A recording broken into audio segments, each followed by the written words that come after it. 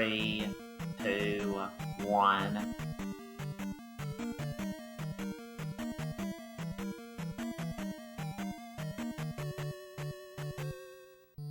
Hello everybody and welcome back to Speedrun Ragnarok 2023. Today is Monday and we're starting our day off strong with some Zelda 2, Adventure of Link by the wonderful Iceblue. So Iceblue, I'm gonna let you take it away. Do I have? No, I'm just kidding. Good morning, everybody. Hi. Good morning. Hello. This is Link. Well, first of all, Link is stuck in the ceiling here, and I was told no cheating. What are you doing? Anyway. I love this for Anyway. everybody involved. I just love this. That's the whole sentence. I just love this. But yeah, this is Zelda 2, 100% all keys. It is the main category of this game. And our entire goal here is to collect every single collectible item, every heart container, every magic container, and 32 keys. Even though we pick up the any key, we still have to collect a bunch of keys. 3 or 4, I think. 4. Yeah, 4. But I have Demarine joining me here on commentary. She kind of got bullied into it. I was told this was a randomizer. They lied to me. It is. I'm randomizing the buttons I'm pressing. Yeah, no, Zelda 2 is a classic. I think it's the Zelda game that gets the most undue hate. People have opinions about this game, and they should have better opinions about this game, because for what it was when it came out, it ruled, and it did a lot of things that other games in the genre ended up taking up that mantle later on. Things like Battle for Olympus and the like ended up being kind of a big deal, even though they were very small games in the grand scheme of things, because Zelda 2 is Zelda 2. Yeah, this game, I would like to say like this game is not kind, because back then when this game first came out, this game was, I don't know what they were thinking when they created the difficulty for this game, but like, it's not friendly. Everything hits you like a truck, even at like the highest like HP level you can get to, and it's just, I love this game. Yeah, blue iron knuckles were the thing that got me as a kid all the time, because those things are impossible to fight if you don't have any clue about what you're doing. Well, I will do you justice, and we are we're gonna jab them in the face multiple times, and they just, yeah. But yeah, I'm ready to go. Demi, are you ready? I'm all set. I'm here to party. All right, let's do it. And 3, 2, 1, go. Sorry about the file name, by the way. I got to pay the swear jar. How dare you? I will point out here now, there is multiple instances of flashing lights warnings, and I'll try to like make it a point to like mention that like when it's gonna happen soon. Just be on the safe side here. Oh no! Oh no! Notably, you'll see that one health box has been lost already from getting hit by one enemy once. The early game of Zelda 2 is really rough, because when you're doing the speedrun, you have to learn how to navigate all these dark caves, because it's the most efficient way of doing things, and so rather than going and locating and obtaining the candle, we will see Iceblue navigating in the dark a fair bit. This category at least does get the candle, so there's less dark navigation than in like any percent where, you know, it's all darkness all the time. So we'll see. I kind of like the shade of blue over the shade of orange that the candle gives us. Yeah, that's true. All right, so I messed up the first cave just because it's 9 in the morning, so we're not gonna get the right like spawn patterns that I'm hoping for here, but didn't matter anyway. Still nailed it. So right there, we took an encounter there. There's actually a forced encounter tile that puts you on a screen that you'll see in just a sec. that is it's like a 13-second long screen, and it's got very deadly bubbles. And you might be wondering, how are bubbles deadly? Well, there's a kill plane down there, and getting hit by those bubbles will just knock you straight into the kill plane. And that's why these bubbles are very deadly. Because they will just throw you in. Yeah, one of the things about this run is that the enemy spawns are on a timer, as well as, their patterns are depending upon where you are. So there's going to be a lot of manipulation of those patterns to either avoid the encounters completely or take them on the safe path tiles where you can't fight things, as opposed to in unsafe places like the desert, or the plains, or the trees. Oh god, the trees. Oh god. Oh no, the trees. Wait. It's a good Rush song. It is. Hey, look. Look, if we're gonna reference a band in the morning, let it be a good one, right? Whoa, whoa, whoa, whoa, whoa. Alright, is it too late to get a new commentator? Nope, you signed up for this. I mean, yes, you signed up for this. Who doesn't want Demi here anyway? Come on. Oh, it's over. I missed the beam wrap. It's okay, I got that one.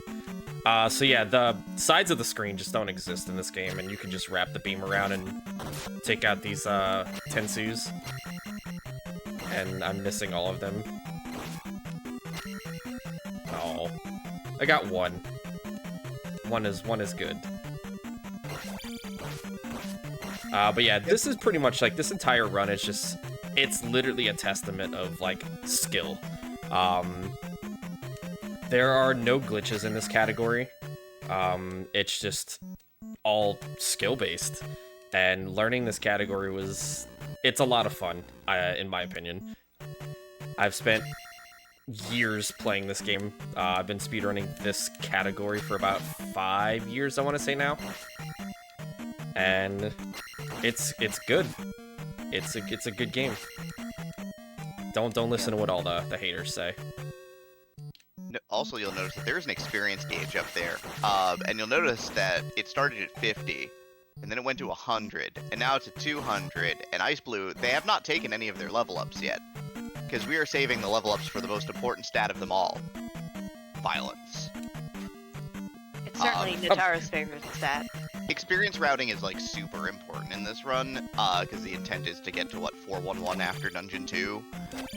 Yeah, but that also involves me getting either 2 bags, experience bags here, from this palace, from this Stoutfish right here that we're gonna not kill right now.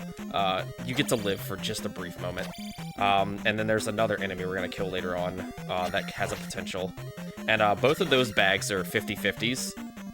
Yeah. And if we get both of them, we'll be attacked for.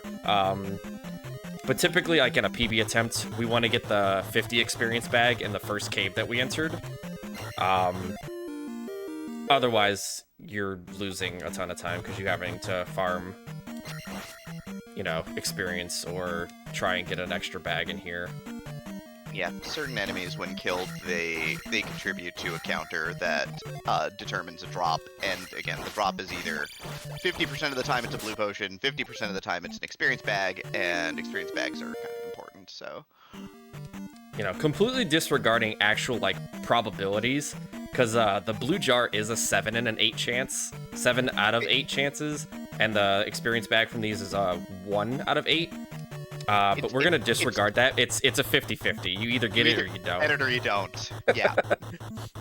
that is the luxury of speedrunning. You either get it or you don't.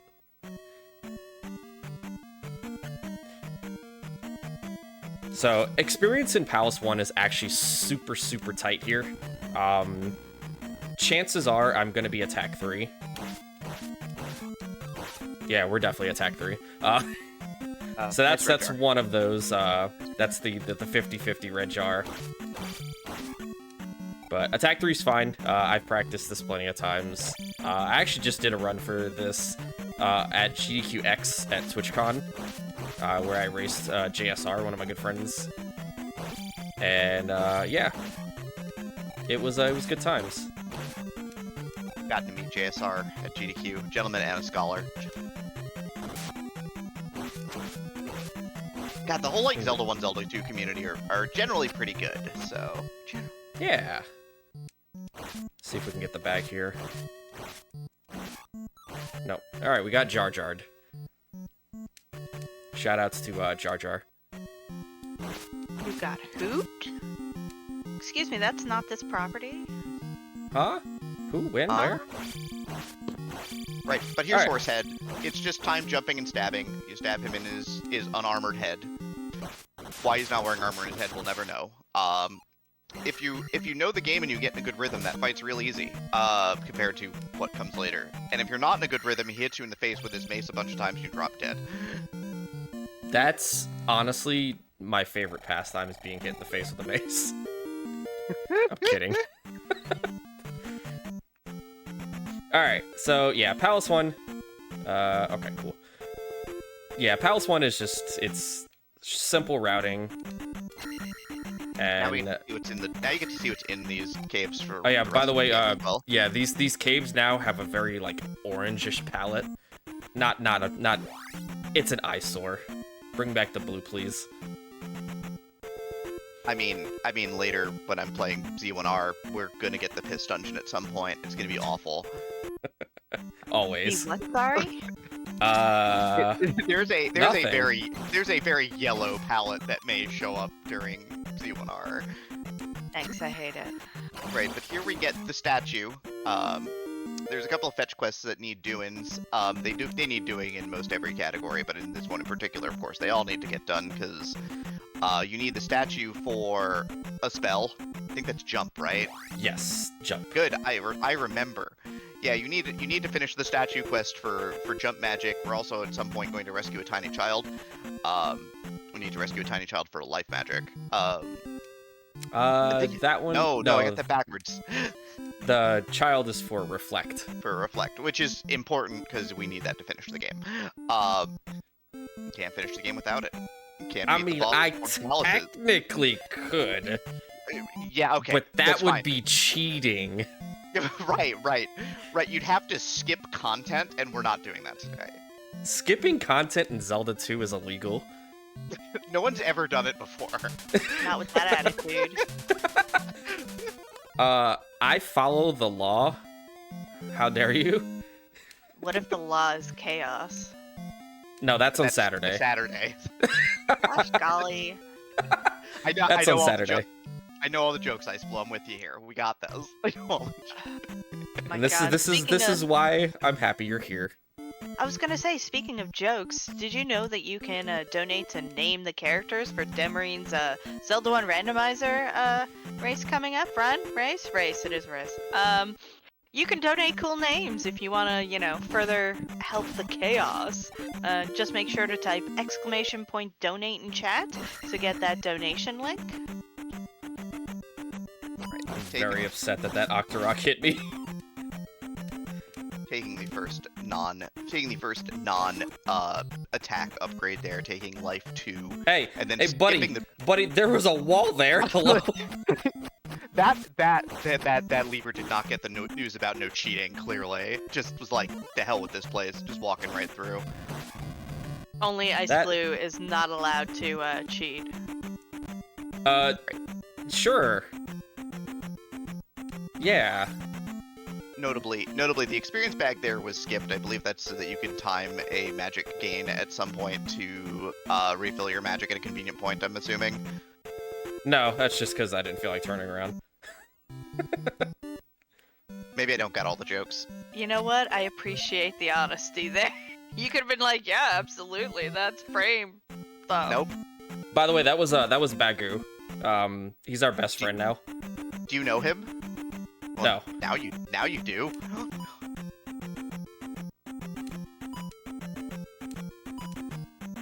Bagu stole my lunch money earlier. I just wanted to talk to him. Just wanted to talk. But yeah, you need to stop and talk to him, otherwise they won't let you build the bridge in this town to get across to the other side. Yeah, so yeah, the game has a few flags set for a couple NPCs that you have to talk to, like this one here. There's actually an NPC under the table holding a mirror. Or maybe the mirror is an NPC. I don't know. This is 35 years old or something. But this NPC right here, they for some reason left their mirror in someone else's house. And our entire objective there was to go and save the mirror. So we can get the spell. And this spell is fantastic. This is life magic. This is what keeps you alive in casual playthroughs where you push the button a lot because Zelda 2 is hard. You know what else keeps you alive? Water. Please hydrate. Please hydrate, chat. It's it. Not getting hit by enemies also keeps you alive. Simply do not get hit. It's easy. Exactly. Yeah, perfect. That is the best gamer advice you could ever get. Just don't get hit. That's me, Natara, certified gamer. So taking advantage of the fact that your magic will constantly fill until it is full, Iceblue there is going to heal up by getting a magic refill and then mashing the life spell a couple of times. Notably, there is a safety in the game where it won't let you cast a spell a second time unless you have entered and exited the menu. So that's why there is a quick bit of menu spamming there to reopen the menu, otherwise the life spell can't get cast twice in a row. Yeah. Alright, so this is actually the most dangerous section in the entire game. Death Mountain, we're very under-leveled. And it's honestly, playing this game like when I was younger, like in this section, I probably died more times than you can count. And yeah, this place is not nice. They introduce a new enemy in here called a Daira. And those enemies just violently run at you and swing an axe. And it's pleasant. Very pleasant. And you'll see one of these right here, actually. I was gonna say, that's not a drop. I'm not doing a chewy skip. It also introduced a bunch of these sections. You only see one of these in this route. That is not... Hello? I don't need these rocks. Don't press the button on the soundboard, Natara. Don't press the button on the soundboard, Natara. Do it. Of course. Do it. Of course, the nice thing is that at least you know the route through the mountain. Playing this casually and you don't know the route through the mountain, there's some rooms in here. Press the button. Randomizer is also notorious for that because the route through Death Mountain gets randomized, and it is a thing. Ow. That was my face. Okay, anyway. But yeah, we're just going through here. We have to kill a bunch of these. We're under-leveled because we didn't get attack 4. And that's a good... Ow. That's a good P-bag. That's good. We need that experience.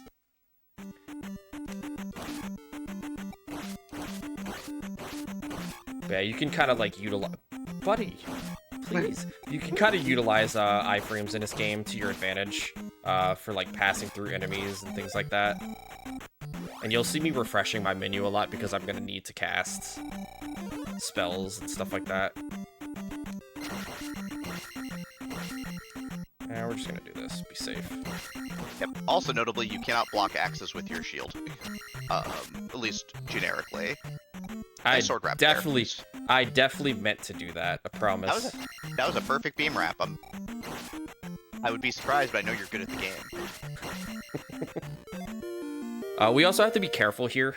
If you actually grab and experience like a level up at the same frame of exiting a screen, ow, you actually hard lock the game. So we have to be careful not to do that, because that's just, it's basically run over. Unless you save. How much money would it take for someone to donate for you to purposely hard lock the game? I would have to do that on like a save state, but Natara, please don't ruin the marathon. That's my job. Raising money is never ruining the marathon, Demarine. How dare you? Right, here's time, right? Here's the reward for Death Mountain, though. It is the hammer. The hammer gives you the ability to break rocks on the overworld. The game, of course, demonstrates this to you by putting a rock directly next to the hole where the hammer is located, so that when we leave, we're gonna go break that rock and grab what's at the bottom of the hole. Heart container, right? Magic. God damn it. 50-50. I got mixed. I got mixed by this game. I'm not even playing. But yeah, it's it also has a one of my favorite features of the game, and it's totally why I use hammers in my life. But it also knocks down trees in this game, which makes total sense. I mean, who doesn't go outside and hit, you know, a tree with a hammer? And we'll be using that later on because we have to find a hidden village. So yeah, we're gonna grab that magic container. We're gonna wait here just to kind of manipulate the encounters. We're gonna actually do that because it was following me. Had I kept going, it would have walked down, given me an encounter, and we don't want that. That encounter's stinky. Yeah, the encounters also start you in the middle of the screen. You have to make it all the way to the left or the right, and that's a pain. But yeah, hammer obtained. So that's great. Did y'all like the bubbles earlier in the run? Because in a couple of screens we got some more bubbles. One of the coolest things that I learned when I started like playing this game and speedrunning this game, the enemies actually read your D-pad inputs. Oh, by the way, these are the bubbles. So enemies actually read your D-pad inputs. Wait, is that cheating? What? Reading the inputs? Yeah. The enemies, yes.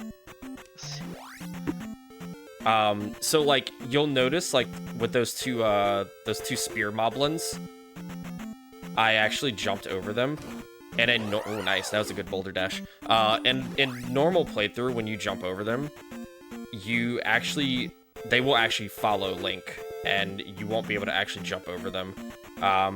But if you neutral jump over them at the full momentum, they just stand in place, and you can just kind of just jump past them. And that was like one of the coolest things that I learned when I was like learning this game, just because like I was like, wow, so that's why I couldn't jump over enemies. So with some well-timed double stabs here, we're just gonna take these out pretty quickly. This is a really good cave to practice double stabs. And we're gonna pick up this Medicine of Life, and that's gonna be used in the next town to pick up the best spell in the game, the Fairy Spell. Yay! The spell that makes this game flexible, pliant even to the wills of speedrunners. Yeah, it's also incredibly broken. The fairy spell does. In a glitch category, we actually use the fairy spell. We can go through doors. You could use the fairy spell to go through doors without keys. If you're at the very top of the screen, like in the HUD, you could use the fairy spell and it'll...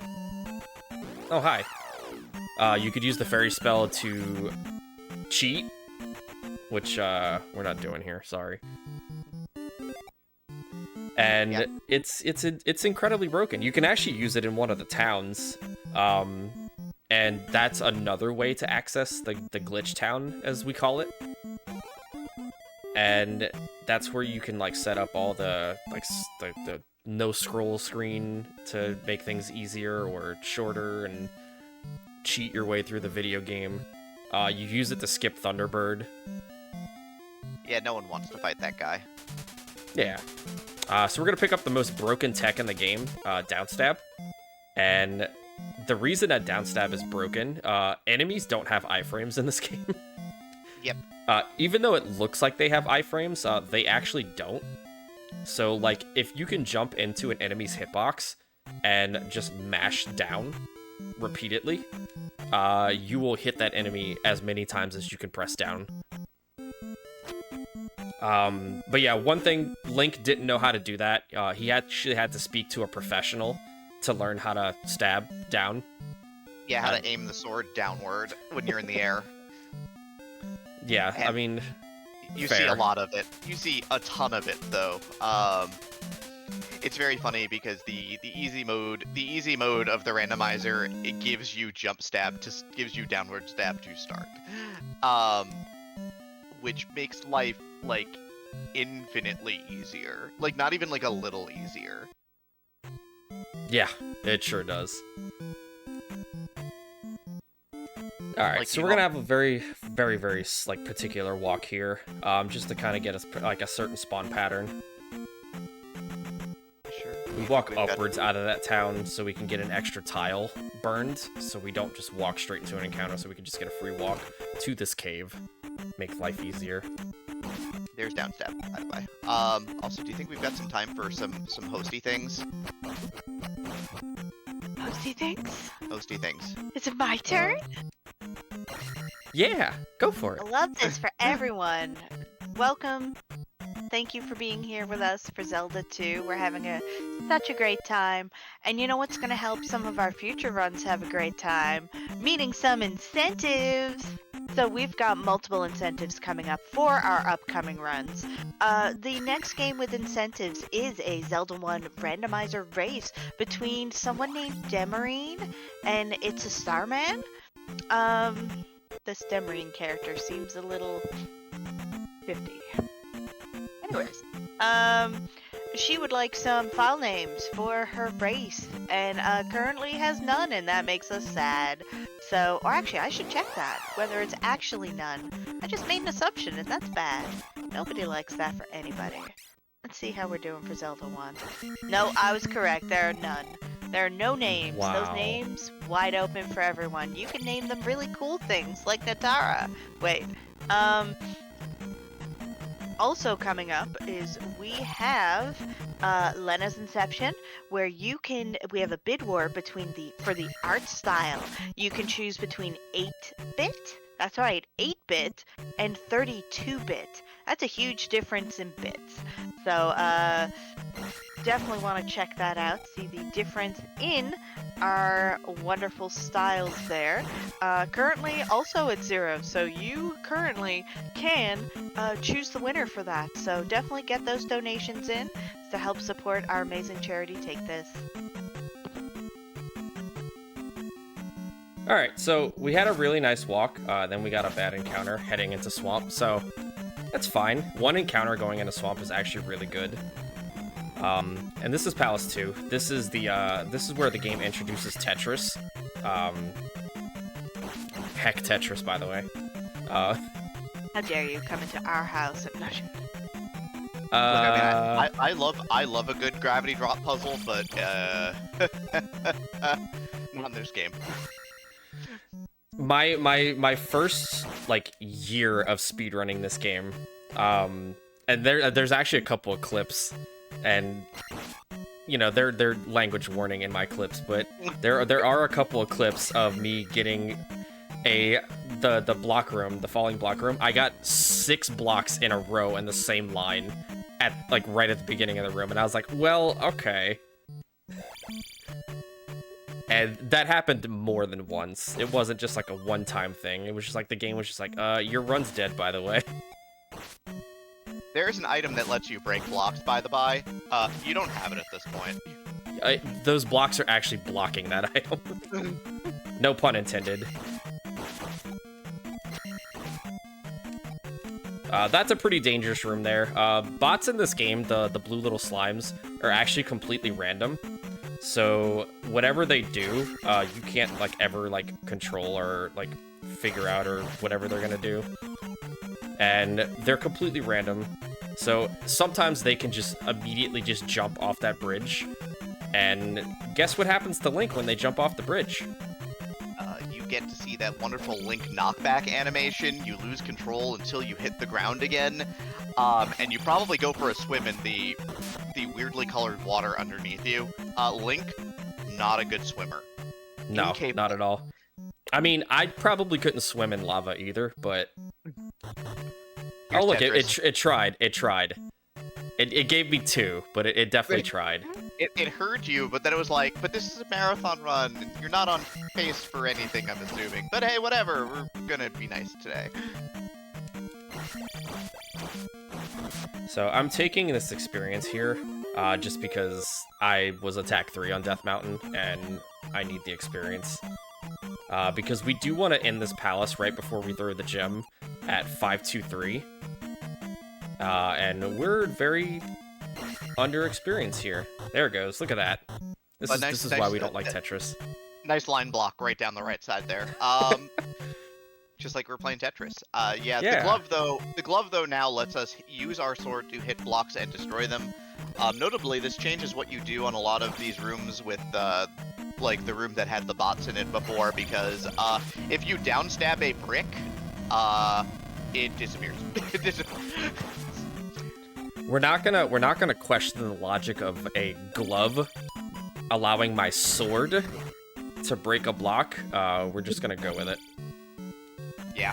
Notably, though, again, things that you learn as a kid when you're playing this game, downstabbing a brick is very bad, because then there's no brick below your feet.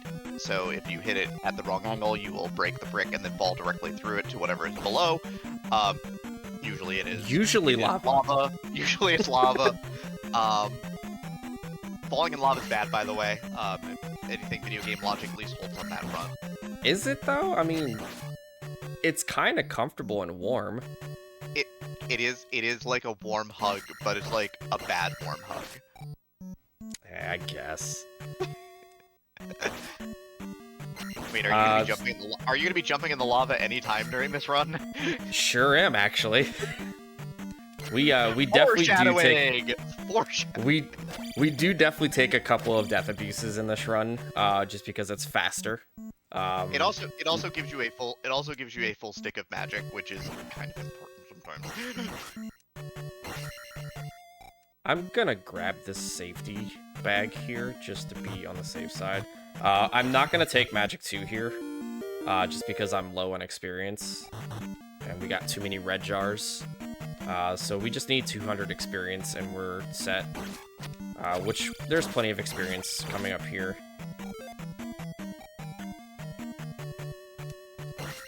So the idea, part of why you're manipulating the experience this way as well, is that at the end of the dungeons, when you drop the crystal off in the palace statue, the game gives you enough experience to reach the next threshold in the next box up there.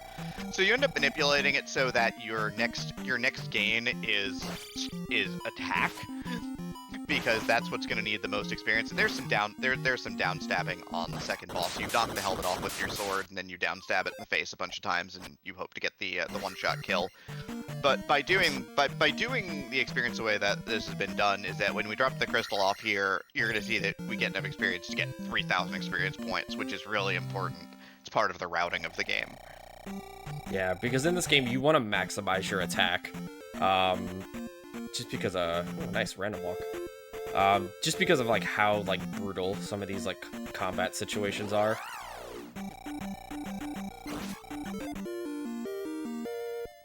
So we're definitely a little bit stronger than what we are normally in a casual playthrough.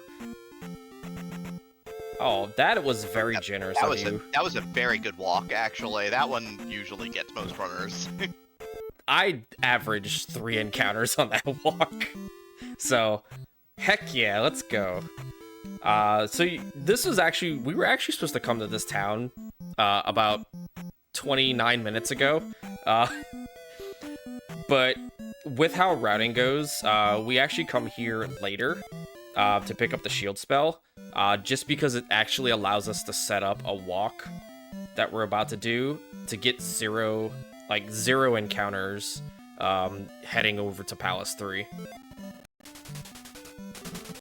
Shoutouts to Parappa Desert that we're never going to ever again. That's where Palace 1 is, but we already did that a while ago.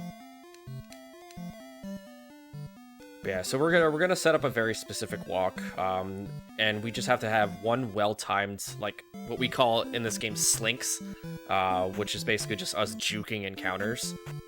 So I'm gonna burn a tile here by walking out that way. We're gonna step on this grass tile, and we're gonna juke that encounter. And what that's gonna do is that's just gonna allow us to have a completely free walk to King's Tomb here, which will reset the timer for the encounters, which allows us to just walk straight here for free In this economy. And then we hit the fairy spell because we need that to go up over that ledge there. Notably, the magic stat, what the magic stat does is it reduces the amount of MP it costs to cast a spell.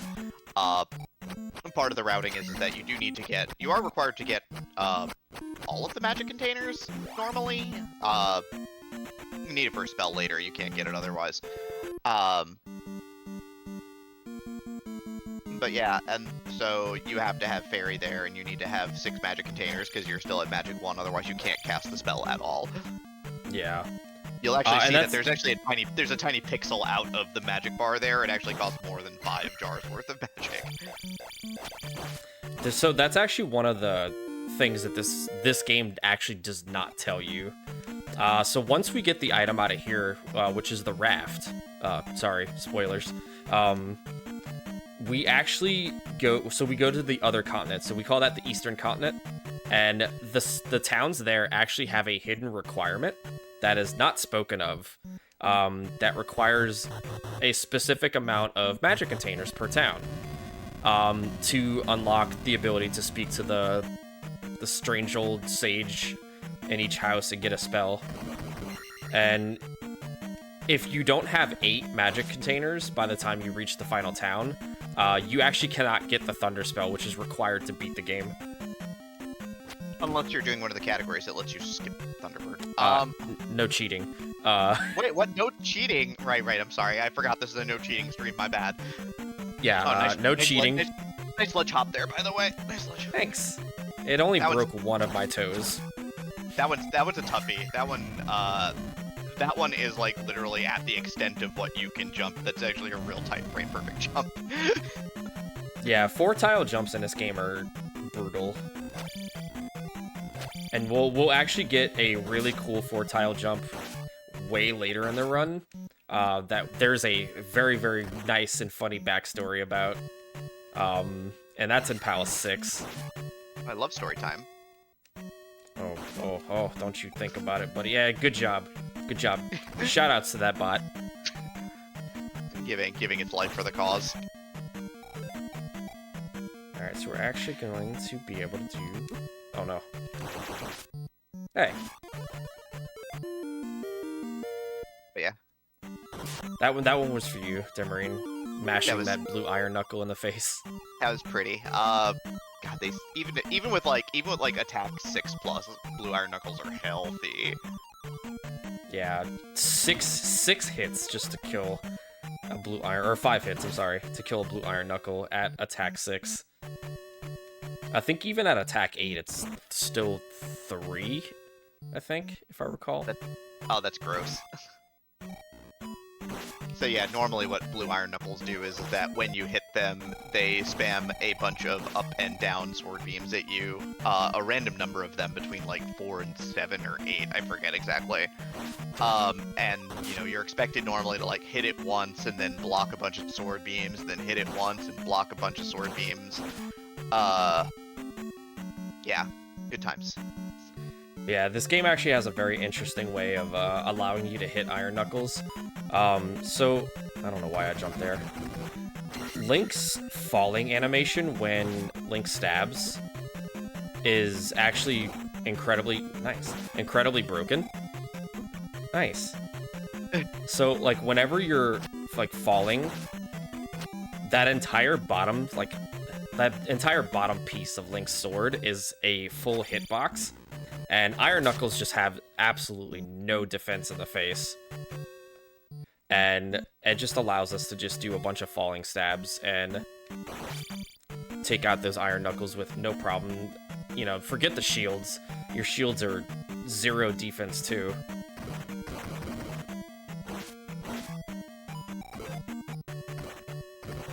Alright, so we get to fight a blue Iron Knuckle boss, but this one's interesting. It's riding a horse.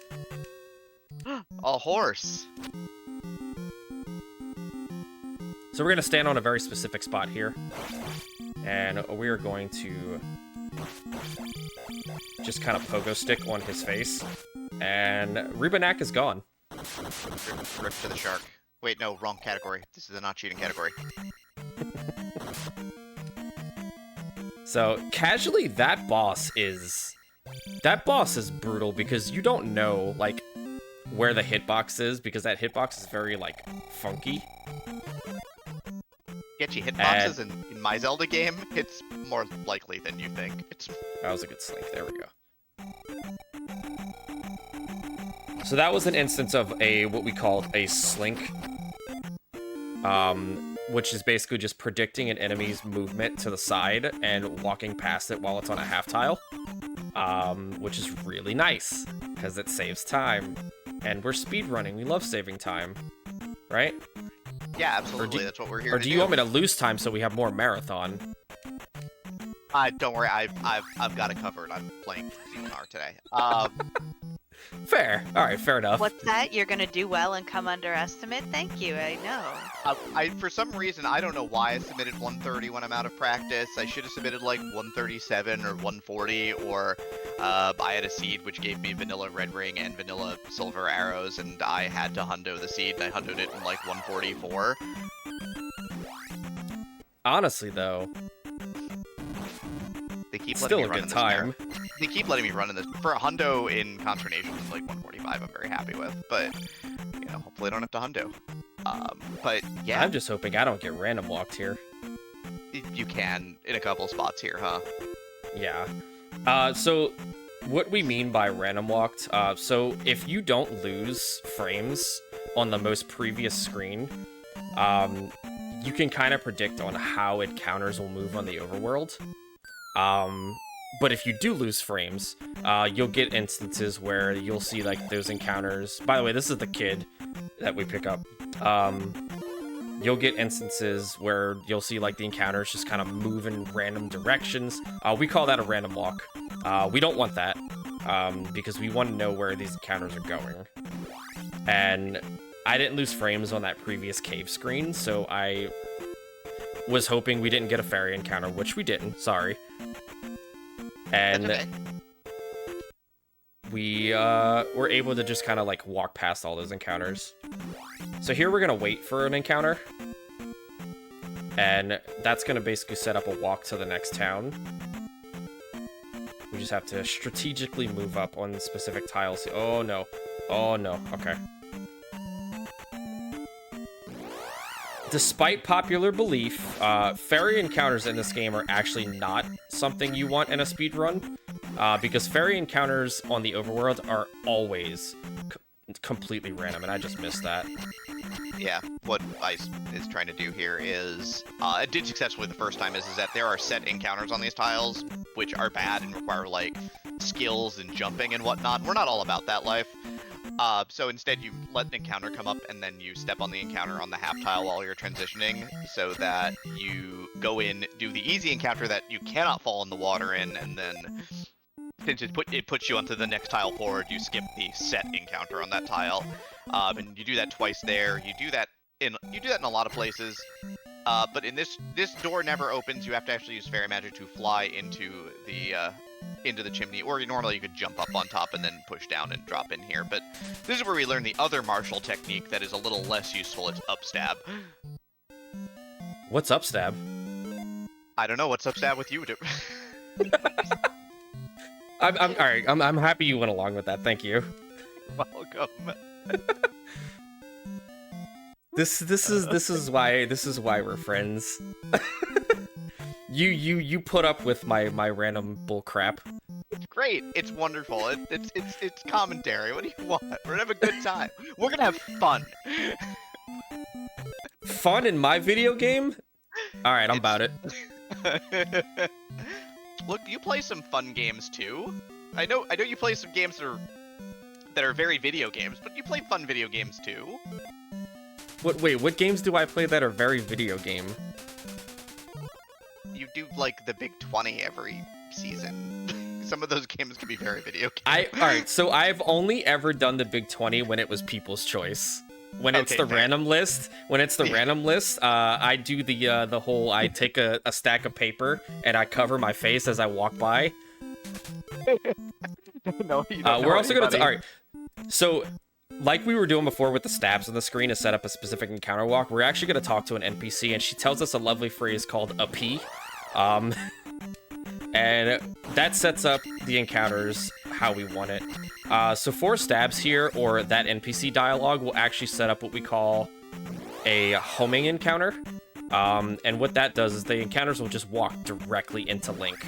And that's what we want. I'm too early. That's exactly like the kind of encounter we want, so we can get those in skips here. I went too early there, so we're probably not going to have a cool walk here. It's right. Nope. Almost had it. It was almost an awesome walk. With perfect timing, what ends up happening is that all 3 sprites move down at the same time, and it looks really pretty. And then you just dip right across the bridge. Yeah. Alright, so Maze Island, as the name implies, there's actually, I think, 11 encounter screens on this entire maze. We're only going to see 2, or 3 if you count the screen with the kid item, the child item. We're only going to see that magic container one, and then this one right here. Everything else we skip, because gotta go fast. Yeah. Notably, also, when rescuing the kid, there was actually a piece of tech that also happened on that screen, which was if you pick up an item while you were a fairy, you skip the hold it over your head animation. You just grab the item and just keep flying. So when you have extra magic to spare, you'll see that happening to save some frames. So this is going to be the Palace of Death Abuse, and I'll point out the room that it is in, because we're going to see that exact same room 3 times. That is the violently flashing room, so please look away if you have, you know, susceptibility to, like, flashing lights and things like that, because it is not a pleasant sight. Please look away if you have eyes. Okay, I'll look away. Yeah, here we have another 4-tile jump here. That if we miss this jump, it's like a 45-second time loss. This jump right here is a 4-tile jump, and it is it's pretty scary, especially if you're on pace. All right, this room right here. So we're gonna be jumping into the lava there. We're gonna be taking a nice bath. The moment we grab this key, nice, thank you. The moment we grab this key, please look away.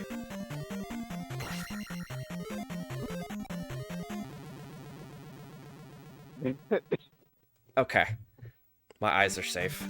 Yeah, rather than jumping all the way across, you just die and then come back here to the start of the room. But yeah, this was the 80s, and you know what they thought was really cool in the 80s? Lots of screen flashing.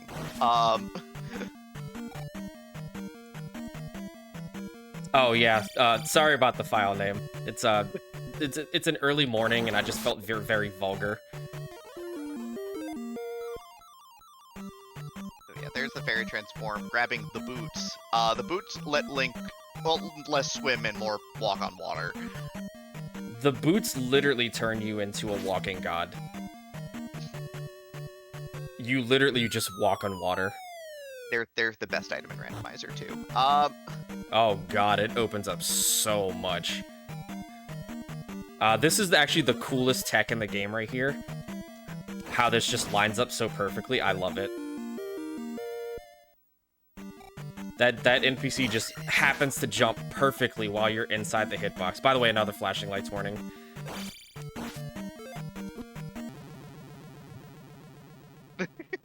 Okay. Look, I don't want my eyes to hurt either. Yeah, no, you gotta use them for another... You got a little while to go yet. You still gotta keep using them for this run. Please don't ask me to do blindfolded. I would literally pass away. No, we would never ask that of you. Like, blindfolded speedrunners are certainly a thing. That is a skill that I just certainly do not have. There's a reason I wear these glasses, and trust me when I say that the frames look small, but the actual glasses themselves are pretty thick. I am literally blind.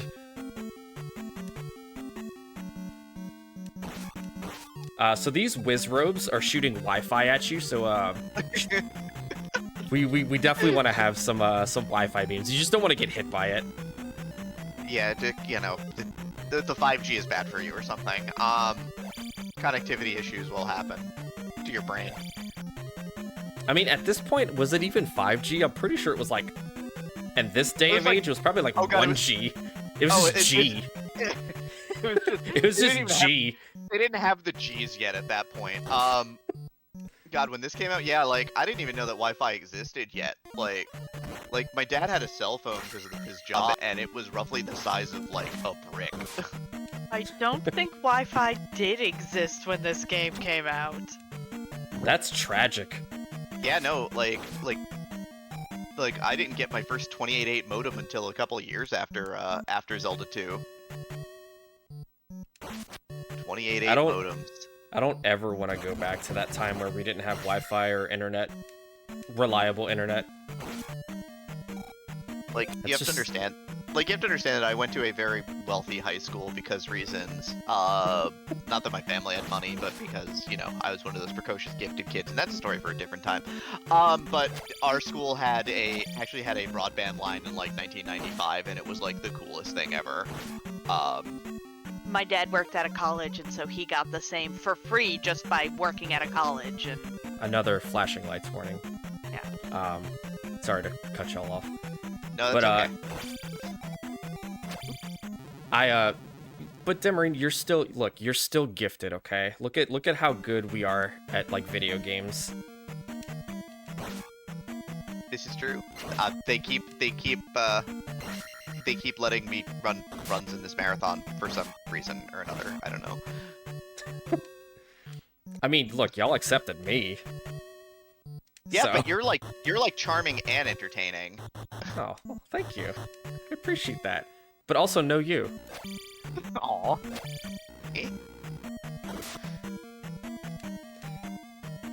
So coming up here, we actually have the literal hardest boss in the game.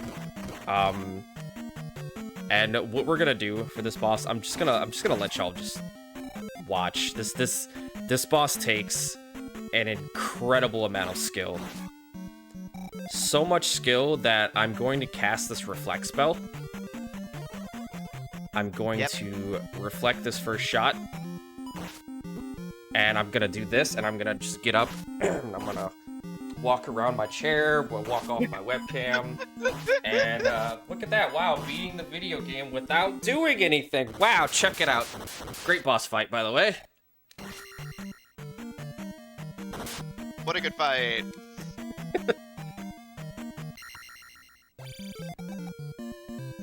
But yeah, Karok, all you have to do is just reflect his shots back at him, and it's, yeah, nothing really else needs to be said. So now we can walk on water, because that's what boots do, right? You can just walk literally in the middle of the ocean. Don't try this at home, please. I can't save you.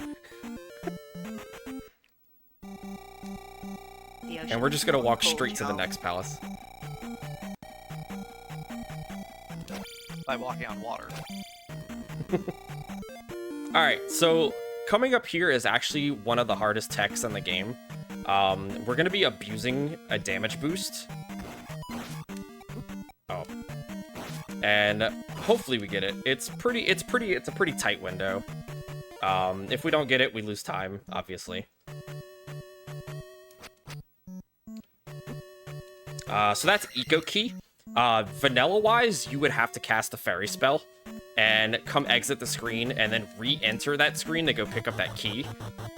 And by utilizing the jump spell and with a couple well-timed stabs, we can actually, at the very peak of Link's jump, we can damage boost and the enemy will just boost us up top. And that saves about 13 seconds. And it allows us to not have to get a level up for magic coming up here, because we do need to recast the jump spell again here in this next room, because Tetris is a thing. Did you like Tetris, chat? Because it's back, and we actually need to use the blocks this time. Wait, is this Tetris 2 the sequel to Tetris? Oh god, please no. That was not a good video game on the NES. that was very a video game, yes. It was definitely a piece of software or hardware, might I, if you want to get you know, technical. We love being technical in this stream. That's how that works. Yeah. So once again, utilizing the fact that whenever you pick up a red jar, however many magic boxes you have at the top, that red jar will fill up that many, despite even if you have like 5 full already. So utilizing that, we take advantage of the refill there to refill our health and still get a bunch of magic back. Hey, Iceblue. Yes, hi. I'm gonna remind you of this now because somebody had mentioned it in chat earlier. What happens if you get attack 9? We reset. Start the run over. No, so attack 9 technically exists, but it actually doesn't. So with attack 9, so we're max attack right now. Attack 8 is the highest attack stat you can get. But the game allows you to take another attack level, as long as you get 9,000 experience. We don't want to do that because I don't think I have enough magic here. I don't think you do. Because oh, I do. Perfect. Wild. Because what that'll do is that'll take all of our experience.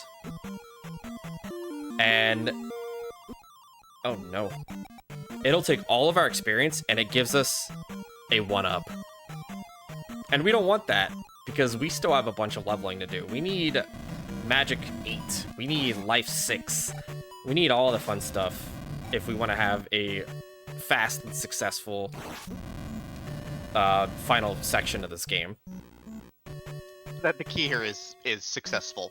Fast is all up to you. It's just pure skill. Wait, this is a speed run? Wait, hang on. I'm being told that I am not allowed to change the name of the marathon to Speedrun Ragnarok. I'm sorry. Oh, Who said well. that? We can totally do that. Can we do that? Alright, so this is my casual playthrough of Zelda 2.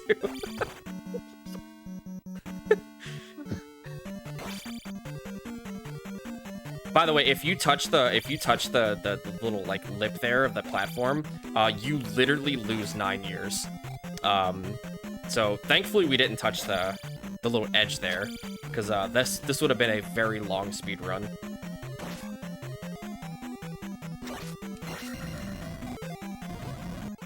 But yeah, this palace is probably the hardest palace in the game, just because they have the Magos here, the little fire-throwing, like, mages, that deal 18 bajillion damage. We have this walk-through wall, which is literally not me cheating, I swear to God. No, that's actually intended. There's a bunch of walk-through walls in the game later on that, you know, all of them, you need to know where they are, otherwise you're kind of stuck. Yeah, there's one NPC in a town that tells you that there is a false wall in Palace 5 that you need to walk through, and it doesn't tell you where. They're just like, there's a walk-through wall. Good luck. So in your casual playthrough, you end up walking into a lot of walls, and then the thing is that the walk-through walls, they're not the walk-through portion is not. It's not in line. Yeah, it's not in line with your feet. You have to jump up to go through the walk-through walls. Zelda 2 is very a video game. It is definitely actually it is a great piece of hardware. Like, Zelda 2 is a fantastic game. It's just, you know, it made some 80s video game decisions. Yeah, it gets a lot of like hate because of like the difficulty scale. Oh wait, hold on. What's that? Zelda 2 hate? I was summoned. No, don't do that. That's illegal. To be fair, I hate playing Zelda 2. Zelda 2's a great game. Ow. Stop that. No. So, I'm being serious this time. I promise. I would never lie to you, chat. This is actually the hardest boss in the game. Gooma coming up here. If you're familiar with this game, Gooma is... Gooma. Is unfun. So yeah. That's Gooma. Casually, Gooma's hitbox is very large. It's abysmal. The mace that Gooma swings there, if you don't cast the shield spell there, it hits you at life 4 for 3.5 hearts. It is very, very strong. Even with the shield spell, we take 2 hearts of damage there. And Gooma can either walk backwards or forwards and swings that mace when you get there. But Gooma also suffers from Zelda 2ism. And the only hitbox that Gooma has that you can't hit is his face. It's completely shielded. So what we do is we jump into Gooma and we just downstab into, you know, Gooma's chest. And it allows us to hit multiple times. By the way, I'm not taking attack 9, sorry. GG. There's another instance, don't worry. There's still a chance, chat. There's still a chance. But yeah, and since he moves kind of at random, and normally in the casual playthrough, your expectation is you have to like stab him in the ankles. So basically you're like walking up, trying to avoid the mace while trying to down stab him in the ankles. Oh, we gotta grab water for this lady, by the way, because for some reason she can't get there, which is fine. I understand it's a long. She's on house arrest. No, she's on house arrest. Is she on house arrest? Yeah. Oh, okay. I didn't realize that. Shoot. She committed a crime. We don't know what the crime is, but she can't leave her house to go get water from the fountain. She just says she's thirsty. Honestly, same though. You should hydrate, chat. Be gay, do crimes. That's all I heard. Be gay, hydrate. Also, be gay, hydrate. I'm gonna do that right now. What about just be gay? Yeah, you know what? Do that too. No, wait, I did that. No. I did that yesterday live on stream. Yo, same. Except I didn't so stream. did I. So did I. So wait, did I was Natara. there. I was there. I wanted to know what this town was. It's the town of Welk. Well, wrong game. That's Final Fantasy VI. One of the items we picked up, by the way, is the flute. You need the flute to make that thing go away. Otherwise. So that was River Dance. We call it River Dance because the encounters kind of dance around it a little bit.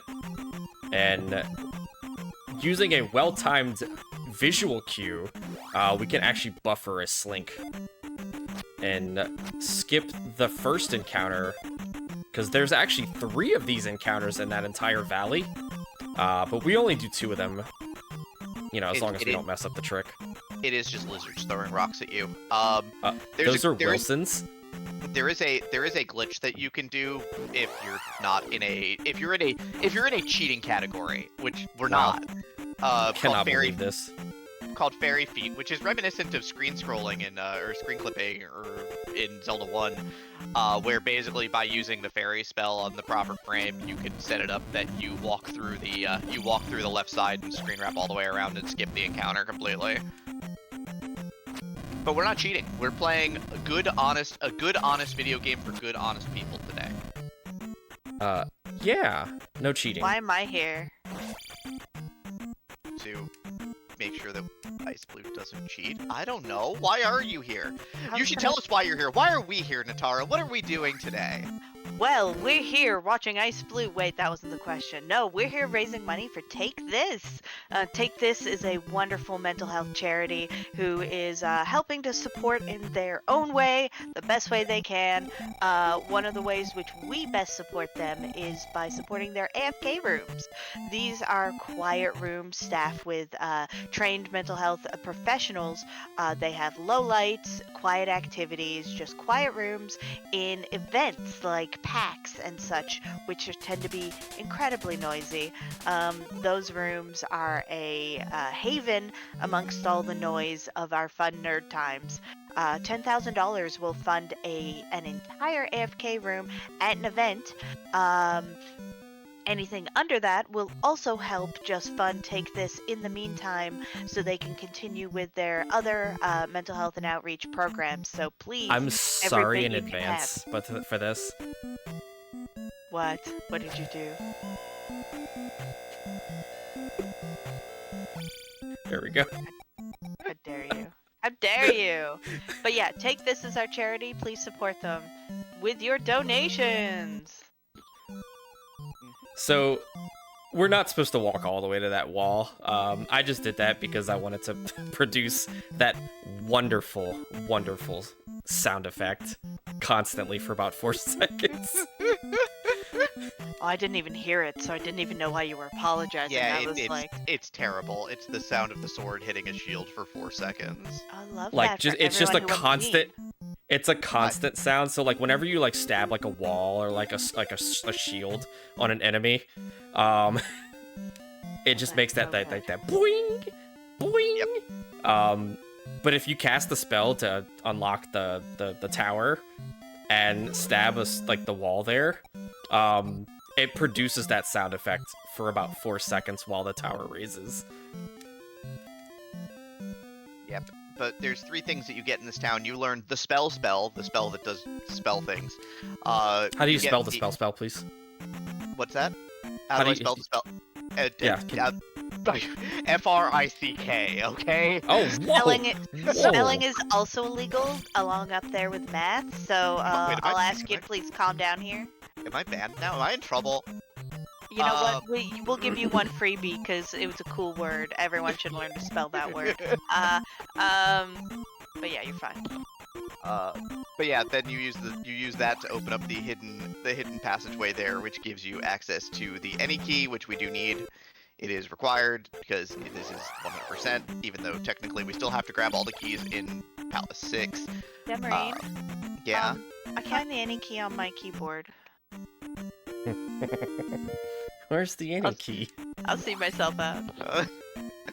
But yeah, there's that there, and then you get the 8th and final magic container there as well, which we do need to finish the game. I mean, technically speaking, I don't need it. In this category, you need it. Wait, this isn't 99% all keys?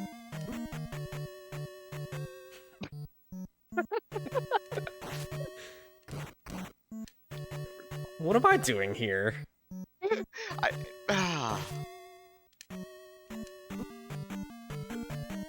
So, all right. There is a very cool backstory about this palace.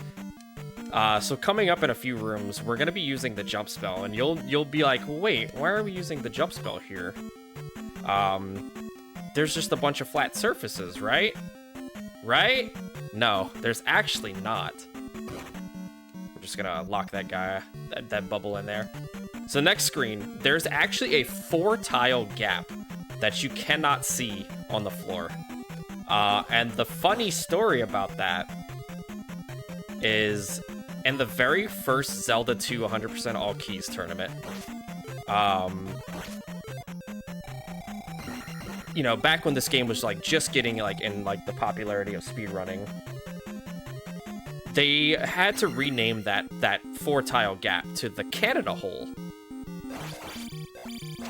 And the reason that they had to name it the Canada hole is every single Canadian speedrunner for this game, every single one of them in that tournament fell into that hole.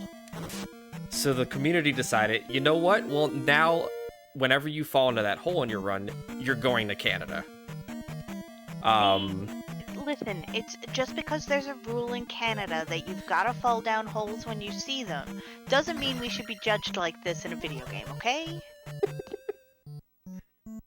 But yeah, so we don't want to fall down there because it's a long walk back. There's a room full of like 4 whiz robes and a bunch of like Stalfoses, and it's a very, very not cool room.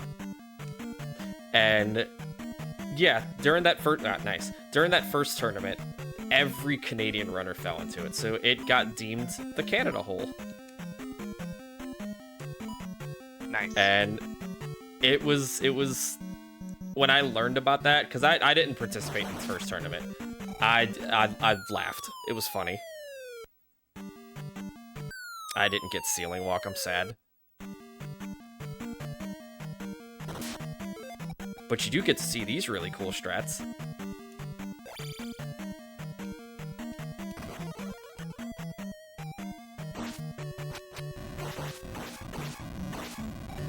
Oh, jeez. Fire strats in that room are so good. It makes the room super clean once you like learn like how the timing goes with a lot of that. Yeah, that was real smooth actually. That room's real scary because those skulls, they spawn at a height based upon your height when they spawn. And obviously there's a lot of enemies there that can all bump you into the lava, but when an enemy is being hit, they cannot hit you back. Much like in Zelda 1, the damage is programmed the same way in that way, where when an enemy is in the taking damage animation, even if, you know, they're taking damage multiple times or whatnot, they actually don't hit you back, which is also why you do things like go into Guma's hitbox and ruin his day with down stabs and the like, because, you know, while they're taking damage, they cannot deal you damage. So that's how you end up getting through that room, and it looked really cool, actually. So we have to fight Rubenak, the horsey boss, twice in this palace. I'm not sure why they was just like, you know, let's reintroduce this boss twice. But he's there. He comes out to say hi. And we're gonna be fighting. I don't think I have enough for the jump spell. I think I got hit by a bubble. I'm not sure. We're gonna be fighting one of the most iconic Zelda bosses here. You might think this is Volvagia, but it's not. This is Barba. And Barba comes out the lava. Who? Barba. Who? And Barba comes out the lava. They're not very iconic. I've never heard of them. It's Volvagia's cousin. Who's Volvagia? It's Gleok's little sister. Oh, I know who Gleok is. Volvagia is the boss from Ocarina of Time. What's Ocarina of Time? Oh, I'm joking, no. I'm going. I'm sorry. I'm leaving. Oh no, that's it. I'm cutting stream. Yeah, we did it, everyone. Good work. Alright. Did not Sorry, take Attack 9. Sorry, Attack 9. Attack Niners. But yeah, so Barba, we just give Barba a headache, because once Barba comes out the lava, we just mash repeatedly into Barba's face with our sword, as one does when you see a dragon. That's not what I do when I see a dragon, but you do you, I guess. What do you do when you see a dragon? I don't know if I could say that on stream. Okay, good. That means our minds are probably in the same place. I don't think I could say that on stream actually. Later, Final Fantasy 1 randomizer tonight. I'll tell you. Oh no. Oh no. That just means that our minds are in the same place. Oh, I lost beams. That's cool. Thanks, video game. Best video game of all time. I love this game. It's great. I'll grab the safety jar. I love how we can be like, wow, this game's amazing. I love this game, and in the same sentence be like, gosh, this game. Why is it being so mean? Oh God, what just? It's so good. This is video gaming, and I love this for us. You're being nice about it. I would have some more vulgar words for it, but PG-13 stream. I'm being good. There's a swear jar. I can't. I don't want to. I can't afford the swear jar. Yeah, I was gonna say sorry. A Valk swear jar, but yeah, swear jar. I've already paid into it because I'm terrible and said a bad word. Yeah, it was amazing. I heard it. Here's the walk to. Here's the long walk to Great Palace, Palace 7, the final palace. notably, these screens, even though there's a little bit of lava on them, these screens are like much better than the actual encounter screens that you would take on the way. So, gonna do a lot of.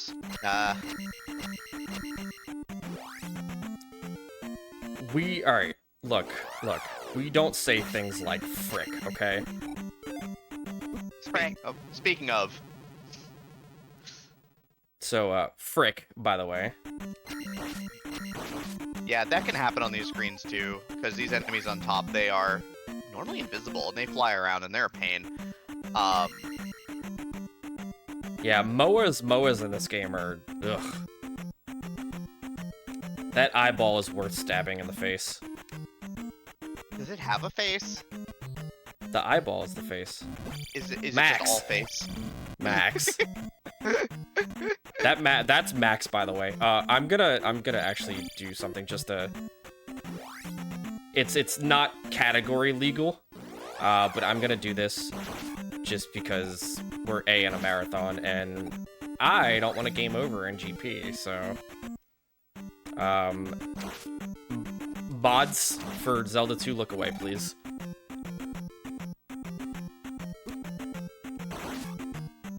So this is actually category illegal, because the actual category is 1cc, so we have to do this in 1 credit clear. But because I lost a life there, I'm going to actually up A and restore my lives, so we don't have to do GP over, because having to redo GP is another 5-minute time save. Time loss? Saved? Loss? Time problem. Time paradox. But yeah, so yeah, the idea is that the extra 1-ups are grabbed so that you can death abuse and still have a couple lives going into GP, because even experienced runners have a hard time with this place. Notably, a lot of invisible flooring that doesn't exist, and a lot of general problems throughout this entire place. Thankfully, Iceblue knows the route through Great Palace completely. Do I? Oh right, this is not a speedrun, right? Iceblue is casual. Iceblue's gonna guess every route exactly correctly through this dungeon, amazingly enough. I'm very, very partial to left, right, left, so that's the route that I'm gonna take. But yeah, there's also enemies that only show up in this particular area because, you know, befitting a last palace. You get chickens. There are chickens in here. We actually can't say their actual name. PG-13 stream. PG-13 stream. Right, and then there's Jumpy Sword Chicken. Jumpy Sword Chicken. Okay, I actually like that one. That one's a good one. Vaughn, I am not taking the alt route, okay? I cannot do a damage boost, and that would probably take me the entirety of the entire day, and I don't want to set the marathon off. I got told backstage that if I set the marathon off, that I was gonna get bunked. I can't say by who, but...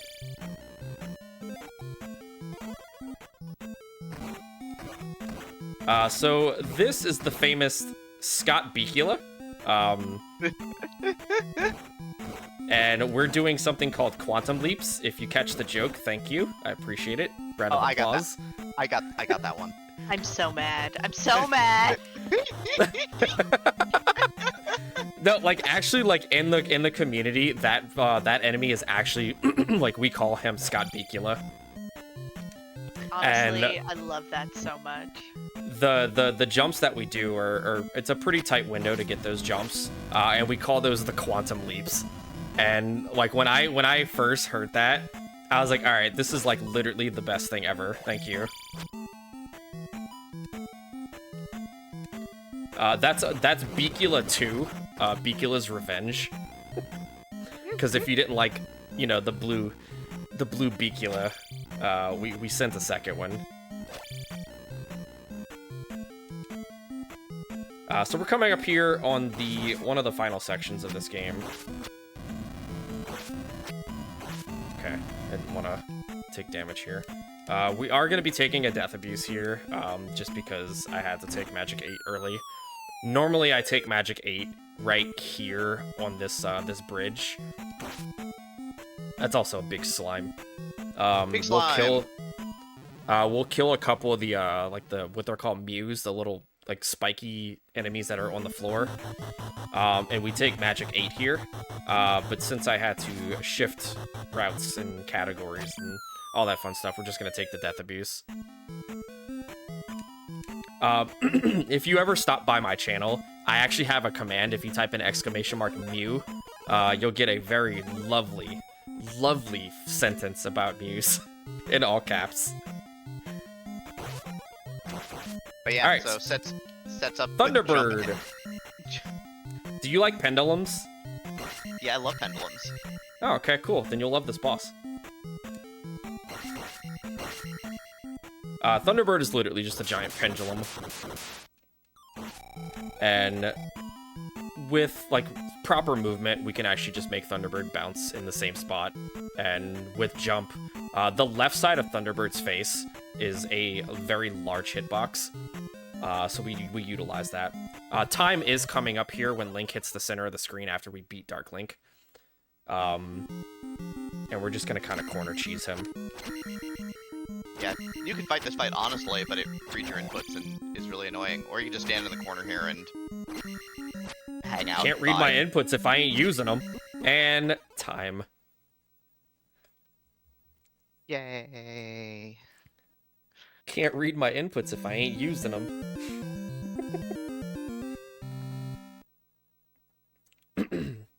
But yeah, that's Zelda 2. 100% all keys, collected every single key in the video game. We beat it without cheating. And now we get to awaken Zelda. And if you're familiar with The Simpsons, we love purple drapes. Yeah, in 1cc, right. You see exactly. 100% all keys 2cc. Look. You just world record a new category. Congrats. Can somebody escort Vaughn out of here? He's giving away the secret strats. No, I like this person. They can stay. But yeah. Thank y'all for having me. I will be back Saturday to I will be heckling Demarine, Nikki, and Leggy while racing Final Fantasy Pixel Remaster. So I'm excited for that, to spend countless hours in the casino. Looking forward to that one. Love the casino. It's gonna get your slot machine on, huh? Absolutely. But yeah, go ahead. Go ahead. I was gonna say, I mostly speedrun Zelda stuff. I'm currently not speedrunning at the moment because I'm playing Mario Wonder, and then I'm gonna be preparing for Final Fantasy next week, or this weekend, and then on the 17th, if you like Super Mario RPG, I'm going to be injecting that entire video game into my eyeballs and playing that one till the end of time, honestly. Shoutouts to Nakazu. Okay, well, thank you so much for that run. In the meantime, we're going to go and get ready for our next run, which is Fire Bam by Flannel Cat. You are not going to want to miss this. She worked with Vonnie Vaughn to route this run at RPG Limit Break this year, so it's going to be a time. Okay, bye everyone, and we'll see you soon.